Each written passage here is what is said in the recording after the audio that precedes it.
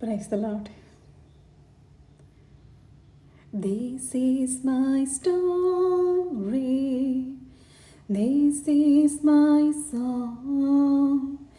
Praising my Savior all the day Lord. Amen. ഞാൻ നിങ്ങളുടെ മുമ്പിലായിരിക്കുന്നത് എൻ്റെ ജീവിതത്തിൽ ദൈവം ചെയ്ത ഒരു സാക്ഷ്യത്തെ അറിയിക്കാൻ വേണ്ടിയിട്ടാണ്. എൻ്റെ വിദ്യാഭ്യാസ രംഗത്ത് യേശപ്പച്ചൻ ചെയ്ത ഒരു വലിയൊരു സാക്ഷിയാണ്. എൻ്റെ ഒരു ആഗ്രഹം എന്ന് പറയുന്നത് ഞാനൊരു ഡോക്ടറായി തീരുക എന്നുള്ളതായിരുന്നു. എന്ത് വില കൊടുത്ത് ഞാനൊരു ഡോക്ടറാവും, അതായിരുന്നു എൻ്റെ ആഗ്രഹം. അതിനായിട്ട് ഞാൻ +2 കഴിഞ്ഞിട്ട് സെഫെയർ എന്ന് പറയുന്ന ഒരു ഇൻസ്റ്റിറ്റ്യൂട്ടിൽ പോയിട്ട് ഞാനത് കോച്ചിങ് സെൻ്ററായിരുന്നു. അവിടെ പോയി ഞാൻ 1 ഇയർ കോച്ചിങ്ങിന് വേണ്ടിയിട്ട് പോവാം, എന്ത് വന്നാലും ഞാൻ എക്സാം എഴുതി പാസ്സാവും, അതായിരുന്നു എൻ്റെ ഒരു ആഗ്രഹം. അവിടെ ഹോസ്റ്റലിൽ നിന്നാണ് ഞാൻ പഠിച്ചുകൊണ്ടിരുന്നത്. പക്ഷേ എല്ലാ കുട്ടികളും നന്നായിട്ട് പഠിക്കും, പക്ഷേ എനിക്ക് പഠിക്കാൻ ആഗ്രഹമുണ്ട്, പക്ഷെ പ്രവൃത്തിയിലില്ല. എന്നെക്കൊണ്ട് പറ്റാത്ത അവസ്ഥ, ഉഴപ്പല്ലെന്നല്ല, പക്ഷേ എന്നെക്കൊണ്ട് പറ്റാത്ത അവസ്ഥയായിരുന്നു. അപ്പോൾ ഞാൻ യേശപ്പച്ചൻ്റെ അടുത്ത് പ്രാർത്ഥിക്കുമായിരുന്നു, കർത്താവേ ഇതെന്താ എനിക്കിങ്ങനെ പഠിക്കാനായിട്ട് ഇത്രയും വന്നു, പക്ഷേ എന്നെക്കൊണ്ട് ഒന്നിനും കഴിയുന്നില്ലല്ലോ. അന്നെനിക്ക് ഭയങ്കര വലിയ മാനസിക സംഘർഷത്തിൽ കൂടെയാണ് ഞാൻ കടന്നു പോയത്. എല്ലാ കുട്ടികളും പഠിച്ച് ഓരോ എക്സാം കഴിയും തോറും ഫ്രീക്വൻ്റായിട്ട് എക്സാം ഉണ്ടായിരുന്നു. അവർക്ക് നല്ല മാർക്ക് കിട്ടും. ഞാൻ അവിടെ ഇരുന്ന് കഷ്ടപ്പെട്ട് നോക്കിയാലേ എനിക്ക് സ്കോറൊന്നും ചെയ്യാൻ പറ്റുന്നില്ല. ഓക്കെ, അന്ന് ഞാൻ വിചാരിച്ചിരുന്നത് എനിക്ക് എന്തോ ഒരു ഒപ്പോസിഷൻ എനിക്കെതിരെ ഉണ്ട്, അതുകൊണ്ടാണ് എനിക്കിങ്ങനെ പഠിക്കാൻ പറ്റാത്തതെന്നാണ് ഞാൻ അന്ന് വിചാരിച്ചിരുന്നത്. പിന്നെ എക്സാമൊക്കെ അടുക്കുന്നതിന് മുമ്പ് ഞാൻ യേശപ്പ എന്ന് പറഞ്ഞ് പ്രാർത്ഥിച്ചു. എനിക്ക് നല്ല മാനസിക സംഘർഷം ഫീൽ ചെയ്തു. യേശപ്പച്ച എന്തുകൊണ്ടാണ് എനിക്ക് പഠിക്കാൻ കഴിയാത്ത, എനിക്ക് ഭയങ്കര പഠിക്കാനായിട്ടുള്ള ഒരു വലിയ ആഗ്രഹം വന്നായിരുന്നു. അപ്പോൾ ഒരു ചെറിയൊരു കുട്ടി 10 മിനിറ്റ്സ് എനിക്ക് പഠിക്കാൻ പറ്റി. Actually my favourite subject is biology. ബയോളജിയാണ് ഫേവറേറ്റ് സബ്ജക്റ്റ് ആയിരുന്നത് കൂടുതൽ മറ്റതിനെ സംബന്ധിച്ച്. അങ്ങനെ ഞാൻ അത് പഠിക്കാനായിട്ട് എടുത്തൊരു 10 മിനിറ്റ്സ് എനിക്ക് നന്നായിട്ട് പഠിക്കാൻ പറ്റി. എന്ന് വെച്ചാൽ ഒരു എക്സലൻ്റ് എന്ന് പറയുന്ന രീതിയിൽ ഫാസ്റ്റ് മൂവ്മെൻറ്റിൽ എനിക്ക് പഠിക്കാൻ പറ്റി. ഓക്കെ, 10 മിനിറ്റ്സ്, അത് കഴിഞ്ഞിട്ട് വീണ്ടും അത് സ്റ്റോപ്പായി, വീണ്ടും എനിക്ക് പഠിക്കാൻ പറ്റുന്നില്ല. ഓക്കെ, എനിക്ക് അത്ര അറിവേ ഉള്ളൂ അതിൽ. പിന്നെ എക്സാമിന് പോയി റിസൾട്ട് വന്നപ്പോൾ മാർക്ക് നോക്കിയ ആൾ പറഞ്ഞു, ബയോളജിയിൽ എനിക്ക് നല്ല മാർക്കുണ്ട്, ഇതുപോലെ മറ്റ് സബ്ജക്റ്റുകൾക്കും കൂടെ ആ ഒരു മാർക്ക് വന്നിരുന്നു എങ്കിൽ എനിക്ക് മെഡിസിന് കയറായിരുന്നു എന്ന് പറഞ്ഞു. അപ്പോൾ എനിക്ക് നല്ല സങ്കടം ഫീൽ ചെയ്തു. ആക്ച്വലി യേശപ്പ എന്താ ഇത്, എന്നാലും ഞാൻ വീണ്ടും ചിന്തിച്ച് വീണ്ടും നമുക്ക് എന്ത് ചെയ്യാനാ, ഞാൻ തീർച്ചയായിട്ടും ട്രൈ ചെയ്യും, ഞാൻ നേടും എന്നുള്ളൊരാഗ്രഹം എൻ്റെ ഉള്ളിൽ വന്നായിരുന്നു. ഓക്കെ, ഞാൻ ഇത് ആക്ച്വലി ഇങ്ങനെ ആഗ്രഹം വന്നിട്ട് എന്താ പറയാനാ, ഞാൻ ഇത് കൊണ്ടേ ചെയ്യത്തുള്ളൂ, ഞാൻ ഇത് കൊണ്ടേ പോകത്തുള്ളൂ എന്നുള്ളൊരു ആറ്റിറ്റ്യൂഡായിരുന്നു എനിക്ക്. അങ്ങനെ ഇരിക്കട്ട് പിന്നെ എനിക്കൊരു 4 ഇയറോളം എനിക്ക് പഠിക്കാൻ പറ്റിയില്ല. അങ്ങനെ എന്താ വെച്ച് കഴിഞ്ഞാൽ അതൊക്കെ ഫിനാൻഷ്യൽ ക്രൈസിസ് ഒക്കെ ആയിട്ട് എനിക്ക് 4 ഇയർ പഠിക്കാൻ പറ്റില്ല. പിന്നെ ഞാൻ വിചാരിച്ചു എങ്ങനെയെങ്കിലും എന്തെങ്കിലും പഠിച്ചാൽ മതി, എൻ്റെ ആ വാശിയൊക്കെ പോയി, പിന്നെ എന്തെങ്കിലും പഠിച്ചാൽ മതി എന്നുള്ളൊരു ലെവലായി. അങ്ങനെ അങ്ങനെയാണ് ഞാനൊരു എൻജിനീയറിങ് ഫീൽഡിലോട്ട് ജോയിൻ്റ് ആവുന്നത്. അങ്ങനെ എങ്ങനെയെങ്കിലും പഠിച്ചാൽ മതി എന്നുള്ളൊരു സെക്ഷൻ വന്നപ്പോൾ എനിക്ക് എൻജിനീയറിങ്ങിൻ്റെ വഴി തുറന്നു, എൻജിനീയറിങ് പഠിക്കാനുള്ള ഒരു വഴി തുറന്നായിരുന്നു. അങ്ങനെ അതിൽ കയറിയപ്പോൾ എനിക്ക് ദൈവത്തിൻ്റെ വലിയ ഫേവർ എനിക്ക് ഫീൽ ചെയ്തായിരുന്നു. കാരണം അന്നും എനിക്ക് പഠിക്കുന്നതിന് ചെറിയ ബുദ്ധിമുട്ടുകളൊക്കെ ഉണ്ടെങ്കിലും നമുക്കത് ഗ്രഹിക്കാൻ പറ്റാത്ത അവസ്ഥകളൊക്കെ ഉണ്ടായിരുന്നു. സ്വാഭാവികമായിട്ട് എഞ്ചിനീയറിംഗ് പഠിക്കുന്ന ഇലക്ട്രോണിക്സാണ് എടുത്തത്, ഈസിയായി എടുത്തായിരുന്നു ആ സമയത്ത്. അപ്പോൾ അതിൻ്റേതായിട്ടുള്ള ഇലക്ട്രോണിക്സിൻ്റെയൊക്കെ പഠിച്ചെടുക്കാനുള്ള ഒരു ബുദ്ധിമുട്ടുണ്ടായിരുന്നു. പക്ഷേ ദൈവത്തിൻ്റെ ഫേവർ അവിടെ ഉണ്ടായിരുന്നു. മെഡിസിൻ പഠിച്ചപ്പോൾ എനിക്ക് ആഗ്രഹം ഉണ്ടായിരുന്നു, പക്ഷേ എന്നെക്കൊണ്ട് കഴിഞ്ഞില്ല. അവിടെ ഒരു ബ്ലോക്ക് പോലെയായിരുന്നു. പക്ഷേ ഞാൻ എൻജിനീയറിങ്ങിന് പഠിക്കാൻ പോയപ്പം എനിക്ക് ബുദ്ധിമുട്ടുണ്ട്, എങ്കിലും ദൈവത്തിൻ്റെ ഒരു ഫേവർ അവിടെ ഉണ്ടായിരുന്നു. എന്നെ എല്ലാ സബ്ജക്റ്റിനും പാസ് ചെയ്തു, നല്ല മാർക്കായിട്ട് യേശുപ്പച്ച എന്നെ പുറത്തെടുത്തു, പാസ് ഔട്ട് ചെയ്ത് പുറത്തെടുത്തു. വീണ്ടും ഞാൻ മാസ്റ്റർ ഓഫ് എൻജിനീയറിങ്ങിന് പോയി. അങ്ങനെയും ദൈവം എന്നെ വലിയ തോതിൽ ദൈവം എന്നെ അവിടെ സഹായിച്ചു. ഇത് ഞാൻ സാക്ഷിയായിട്ട് പറയുന്നതിന് കാരണം എന്ന് വെച്ച് കഴിഞ്ഞാൽ, എനിക്ക് ആക്ച്വലി അവിടെ പഠിക്കേണ്ട സാഹചര്യം എല്ലാം ഉണ്ട്, എന്നാലും എനിക്ക് പഠിക്കാൻ പറ്റാത്തൊരവസ്ഥ. നമ്മൾ ഉഴപ്പുന്ന കാര്യമല്ല, പക്ഷേ നമുക്ക് പറ്റാത്തൊരവസ്ഥ. പക്ഷേ ദൈവം അവിടെ കൂടെ ഇരുന്ന് എന്നെ വിടുവിച്ചു.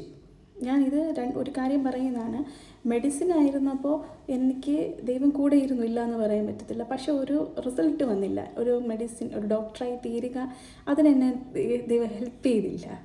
അടുത്ത് എൻജിനീയറിങ്ങിന് പോയപ്പോൾ പഠിക്കേണ്ട ബുദ്ധിമുട്ടുകളൊക്കെ ഉണ്ട്, എങ്കിലും ദൈവം എന്നെ ഡിസ്റ്റിങ്ഷൻ മാർക്കോടെയാണ് എനിക്ക് മാസ്റ്റർ ഓഫ് എൻജിനീയറിങ് പാസ്സാവാൻ ദൈവം എന്നെ സഹായിച്ചത്. പക്ഷെ അന്നും ബുദ്ധിമുട്ടുണ്ട് പഠിക്കാനായിട്ട്. ദൈവം നമ്മൾ ഓരോ നിമിഷം കൂടെ ഇരുന്ന് നമുക്ക് എക്സാം എഴുതുമ്പോൾ തന്നെ നമുക്കറിയാം ദൈവത്തിൻ്റെ സാന്നിധ്യം ഉണ്ട്. നമ്മളങ്ങ് എഴുതുക. നമ്മൾ എഴുതുന്ന കണ്ട് ഈ വ്യക്തിയെ പോലെ വേറൊരാൾ പഠിച്ചിട്ടില്ല, ഈ വ്യക്തിക്കല്ലാതെ വേറൊരു വ്യക്തിക്ക് ഇത് അറിയത്തില്ല എന്നുള്ളൊരു ലെവലിൽ ആ സമയത്ത് അത്രയും കോൺഫിഡൻസ് എൻ്റെ ഉള്ളിൽ വരുമായിരുന്നു. എഴുതുമായിരുന്നു. പാസ്സായി, ദൈവകൃപയാൽ പാസ്സായി, ഔട്ടെടുത്തു. പിന്നെ മുന്നോട്ട് വന്നപ്പോൾ എൻ്റെ ജീവിതത്തിൽ സംഭവിക്കുന്നതെല്ലാം ഈ എൻജിനീയറിങ് ഫീൽഡിനെ സംബന്ധിച്ചുള്ള ഗ്രോത്താണ്. എന്ന് വെച്ചാൽ പിന്നീട് എനിക്ക് മനസ്സിലായി, ഞാനൊരു മെഡിസിൻ എടുത്ത് മെഡിസിൻ എക്സാമൊക്കെ പാസ്സായി ഒരു ഡോക്ടറായിട്ട് പോയിരുന്നു എങ്കിൽ ആ എങ്കിൽ എന്നുള്ള ക്വസ്റ്റ്യൻ എനിക്ക് വന്നതിന് കാരണം, ഈ നമ്മൾ റോഡിൽ കൂടെയൊക്കെ ആംബുലൻസ് പോകുമല്ലോ, ഈ ആംബുലൻസിൻ്റെ ശബ്ദം കേൾക്കുമ്പോഴേ ഞാനങ്ങ് വല്ലാണ്ടാവും. ആ ഒരു വ്യക്തി ചെന്ന്, ഡോക്ടർ എന്ന് പറയുമ്പോൾ പല ഡീപ്പ് കാര്യങ്ങളും അറിയണം, അതിൻ്റെ സ്റ്റഡീസുണ്ട്, അതിൻ്റേതായിട്ടുള്ള ഫുൾ ബോഡി പഠിക്കണം. അപ്പോൾ ഞാൻ അവിടെ പോയിരുന്നെങ്കിൽ എനിക്കതൊരു ബേർഡനായി മാറുമായിരുന്നു. ആക്ച്വലി അന്നത്തെ ആഗ്രഹം എനിക്ക് ഇന്നത്തെ ഒരു സ്റ്റംബ്ലിംഗ് ബ്ലോക്കായിട്ട് മാറുമായിരുന്നു. അത് അന്ന് കർത്താവിന് അറിയാം ഞാൻ ഇന്ന് ഈ ഡിസിഷൻ പറയുമെന്ന്. അതുകൊണ്ട് എൻ്റെ യേശോപ്പ അവിടെ ഇരുന്നുകൊണ്ട് എന്നെ പ്രൊട്ടക്റ്റ് ചെയ്യുമായിരുന്നു. അതൊരു ബ്ലോക്കല്ലായിരുന്നു. മെഡിസിന് പോയിരുന്നുവെങ്കിൽ എൻ്റെ ജീവിതത്തിൽ അതെനിക്കൊരു ബേർഡനായിട്ട് മാറുമായിരുന്നു. എൻജിനീയറിങ് ഫീൽഡോ ഡോക്ടർ ഫീൽഡോ മോശമെന്നോ കൊള്ളാമെന്നോ അങ്ങനെയല്ല, എന്നെ സംബന്ധിച്ച് പറയുക. അപ്പോൾ ഞാനെന്ന വ്യക്തിയെ സംബന്ധിച്ച് എൻ്റെ മനസ്സിൻ്റെ ഒരു കാഴ്ചപ്പാടും എൻ്റെ ഒരു ആറ്റിറ്റ്യൂഡും അനുസരിച്ച് എനിക്കതൊരു ബേർഡൻ ആവുമായിരുന്നു. ഇന്ന് എൻജിനീയറിങ് പോകുമ്പോൾ എനിക്ക് നല്ല ഫ്രീ ആണ്, ദൈവകൃപയാൽ നല്ല ഫ്രീ ആണ്. എനിക്ക് ഗ്രോത്ത്, മുന്നോട്ട് പോകാനുള്ള വഴികളെല്ലാം എൻജിനീയറിങ് ഫീൽഡിൽ നിന്നാണ് ഉണ്ടാവുന്നത്. അങ്ങനെയാണ് ദൈവം നമ്മളെ എന്നെ വളർത്തി ഇത്രത്തോളം ആക്കി. ഇനി മുന്നോട്ട് കൊണ്ടുപോകുന്നതും ഇലക്ട്രോണിക്സ് ഫീൽഡിൽ തന്നെയാണ്. അവിടെ ദൈവത്തിന് നല്ല ഫേവർ ഞാൻ അനുഭവിക്കുന്നുണ്ട്. ഇത് ഞാൻ പറയാൻ കാരണം, ചിലപ്പോൾ ഒരു വഴി മനുഷ്യന് ചൊവ്വായി തോന്നും, അതിൻ്റെ അവസാനമോ മരണവഴികൾ എത്രയെന്ന് ക്രിസ്തു വചനത്തിൽ കൂടെ പറയുന്നുണ്ട്. സോ അന്ന് എനിക്ക് ചൊവ്വായി തോന്നിയത് ഇന്ന് എനിക്ക് അനർത്ഥം ഉണ്ടാക്കുന്ന ഒരു കാര്യമായിരുന്നു. സാംസ് 3:6 പറയുന്നു, നിൻ്റെ വഴി യഹോവയെ ഫലമേൽപ്പിക്കുക, അവൻ നിൻ്റെ പാതകളെ നേരെയാക്കും. കാരണം എന്താ, നമ്മൾ ചിലപ്പോൾ നമ്മുടെ ആഗ്രഹങ്ങളും നമ്മുടെ ഇൻറ്റൻഷൻസും ഒന്നും ചിലപ്പോൾ അത് നേരെയുള്ള പാതയിലോട്ട് പോകാൻ വേണ്ടിയിട്ടുള്ളതായിരിക്കത്തില്ല. അന്നത്തെ ഇമോഷൻസും അന്നത്തെ നമ്മുടെ അറിവും അതൊക്കെ വെച്ചിട്ടായിരിക്കും നമ്മൾ ഓരോ ഡിസിഷൻ എടുക്കുന്നത്.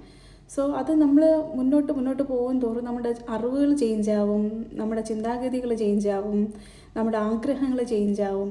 ഇതൊക്കെ ചെയ്യുമ്പോൾ നമ്മൾ ഡിസിഷൻ എടുത്തതും ചേഞ്ചാവും. അപ്പോൾ ഫ്യൂച്ചറിൽ ചെന്ന് നിന്നിട്ട് അയ്യോ അത് വേണ്ടായിരുന്നു, ഇത് വേണ്ടായിരുന്നു എന്ന് നമ്മൾ ചിന്തിക്കുന്നതിന് കാരണം നമ്മളെന്താ ദൈവത്തിനവിടെ പ്രാധാന്യം കൊടുക്കുന്നില്ല, ദൈവത്തിൻ്റെ അടുത്ത് ചോദിക്കുന്നില്ല. വചനം പറയുന്ന അനുസരിച്ച് ദൈവത്തിൻ്റെ അടുത്ത് ചോദിച്ചാൽ ദൈവം പാദം നേരെയാക്കുമെന്നാണ് ദൈവം പറയുന്നത്. ദൈവത്തിൻ്റെ മക്കളെ ദൈവം ഒരിക്കലും കൈവിടുകയില്ല. അപ്പോൾ അങ്ങനെ ദൈവത്തിൻ്റെ അടുത്ത് ചോദിക്കാതെ ഒരു ഡിസിഷൻ എടുത്തതുകൊണ്ടാണ് എനിക്ക് അത്രയും വർഷം ലാഗായതെന്ന് ഞാൻ ഒരു സൈഡിൽ പറയാം.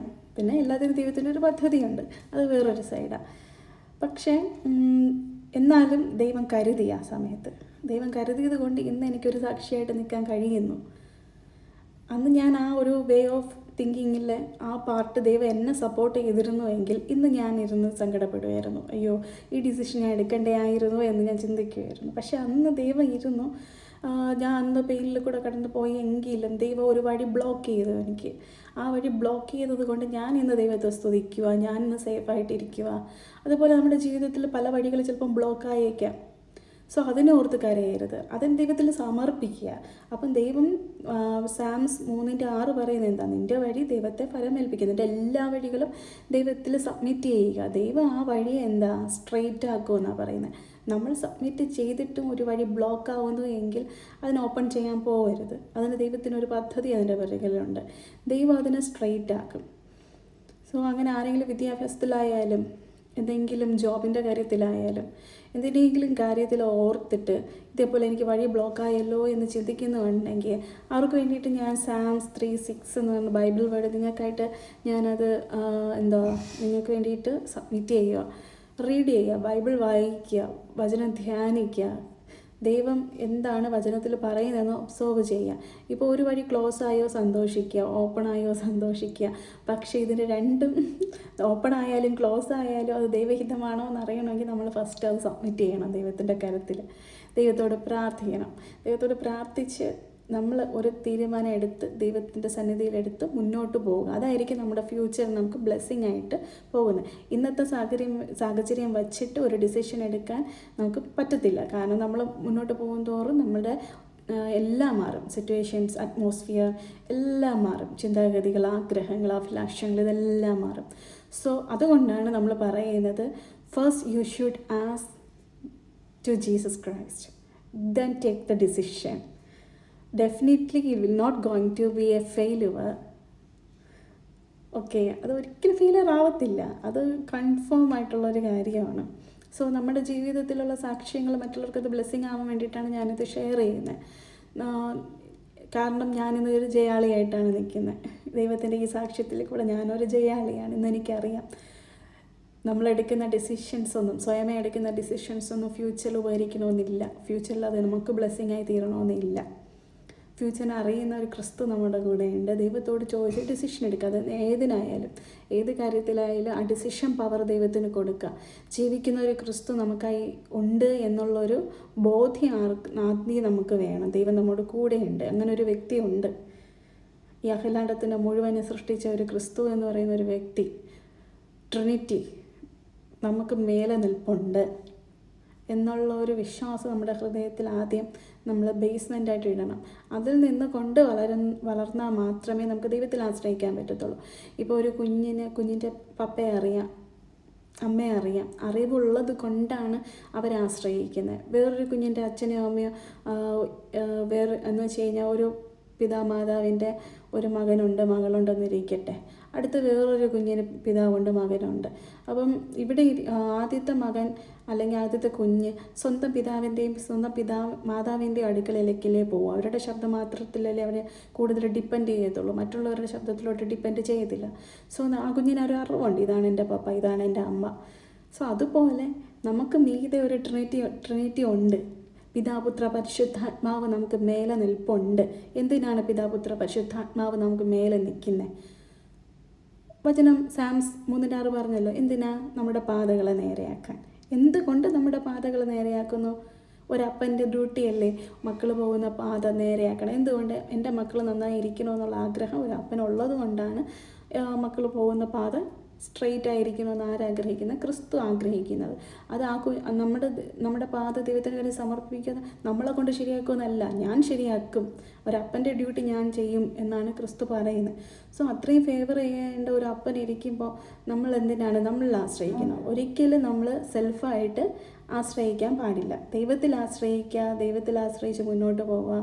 ദൈവം കൂടെ ഉണ്ടായിരിക്കും. ദൈവത്തിൽ മാത്രമേ വിജയമുള്ളൂ.